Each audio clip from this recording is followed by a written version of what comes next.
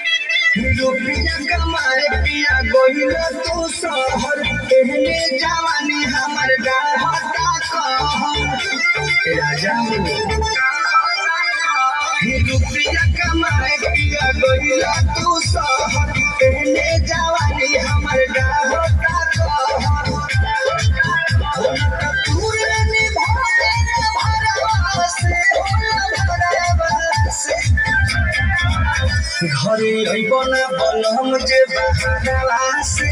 कपिलावा लगाल बदलवा से घरे अइबन बलम जे बहारवा से कपिलावा लगाल बदलवा से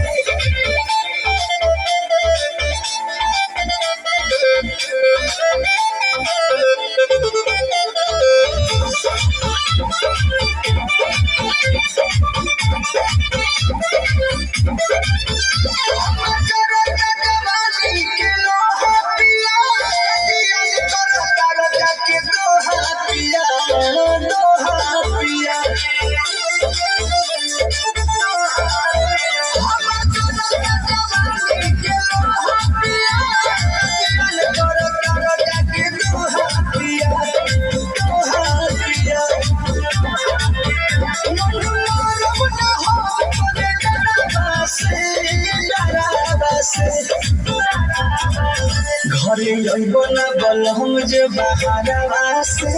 कपिलावा लगाल बदलवा से घरे अइबन बलम जे बहारवा से